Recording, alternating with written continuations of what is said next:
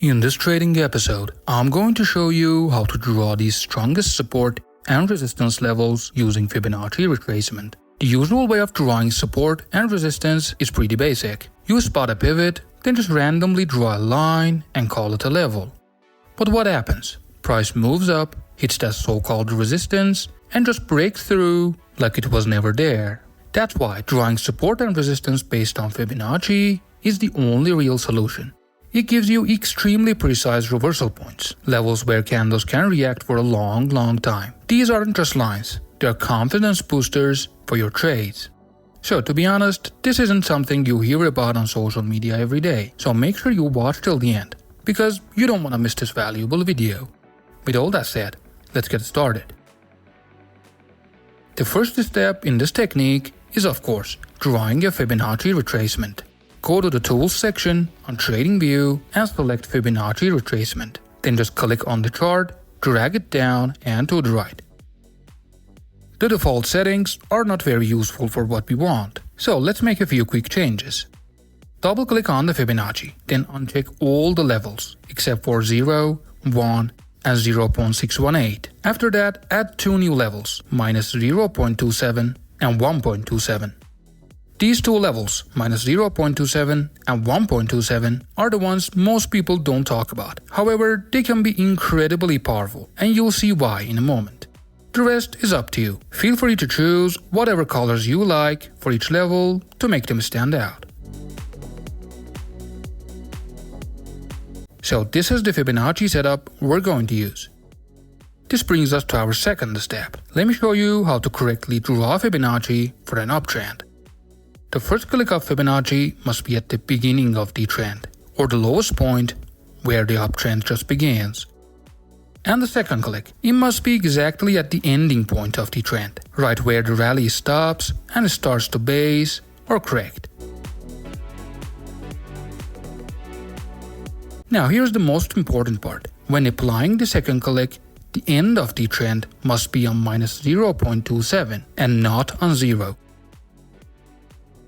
For a downtrend, the process is very similar. The first click of the Fibonacci should be at the beginning of the downtrend, or the highest point where the downtrend starts.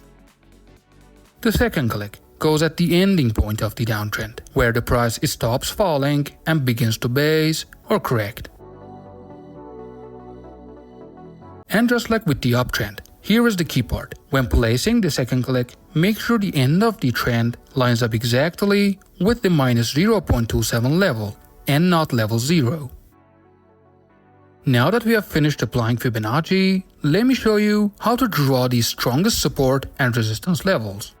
Let's begin with the level 1 support and resistance levels, which are the Fibonacci levels minus 0.27 and 1.27. I take this rally and the base as an example and draw a Fibonacci retracement, exactly the way I showed earlier. Once it's done, I mark minus 0.27 and 1.27 levels with horizontal lines, just like you see in the video. Once you identify these levels, the candles immediately start reacting. For example, the price touched 1.27 and was supported by that line. Then the candles moved up towards minus 0.27 and got rejected there.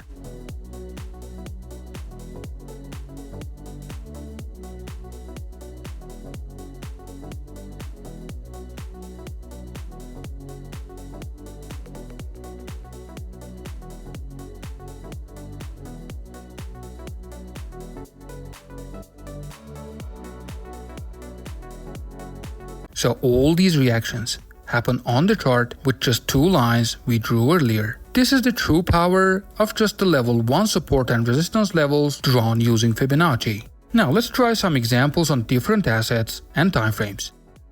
I picked Euro-US dollar on 15-minute timeframe chart. I draw a Fibonacci retracement on this small uptrend.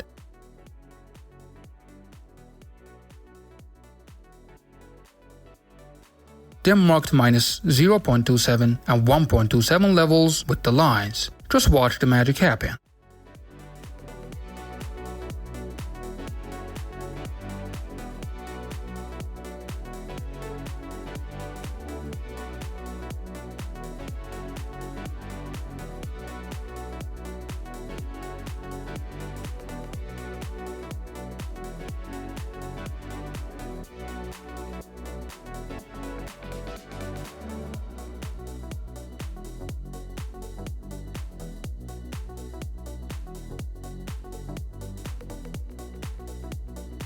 Let's move forward and reveal the level 2 Fibonacci support and resistance. These are the most immediate and strongest levels you can possibly draw on any chart and time frame.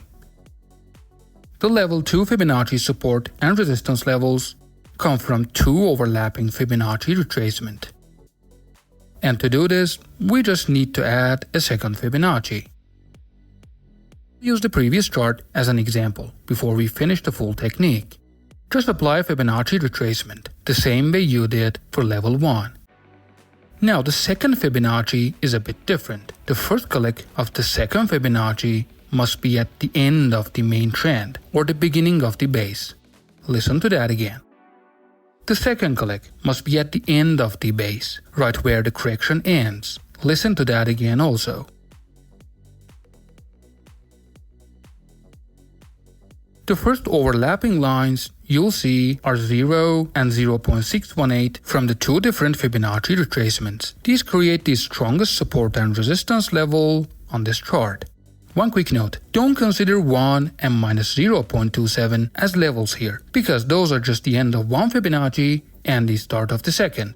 So I mark the overlapping levels with a box. You'll see immediate reactions at this level, with candles reaching it and bouncing off. If you check the live market, you'll notice candles couldn't even close slightly above this overlapping zone.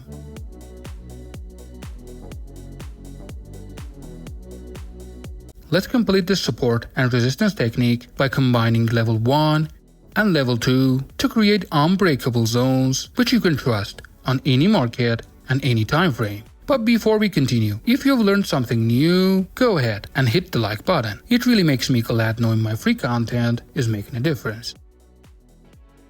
So I'm going to set an example using USD CAD on the 1 hour time frame.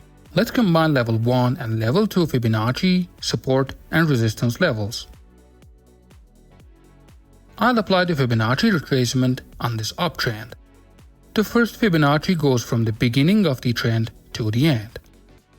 The second Fibonacci is applied at the base, from its beginning to its end.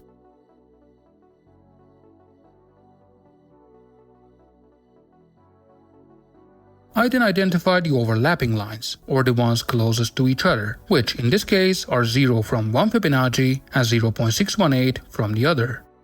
From the level 1 lines, I pick the highest, which in this case is 1.27, and also the lowest, which is also 1.27 from the second Fibonacci. Now just watch how the candles react to these levels.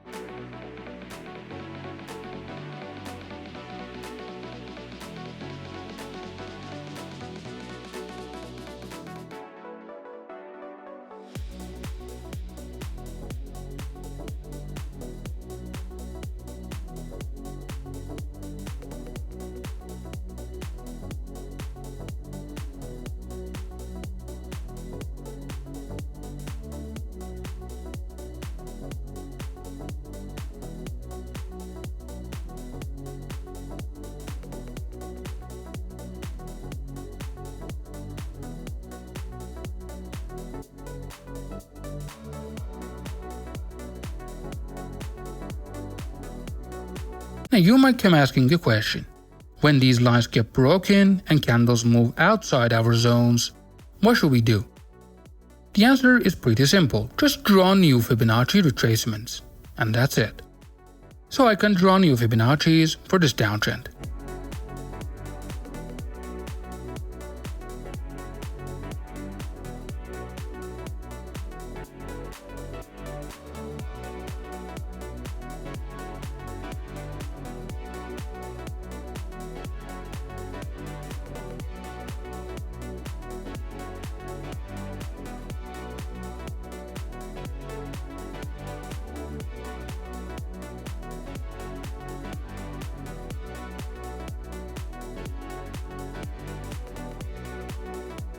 That brings us to the end of this video. I am pretty sure you have plenty of questions. Feel free to ask them in the comments. I'll do my best to answer all of them. Until the next episode, take care and trade smart.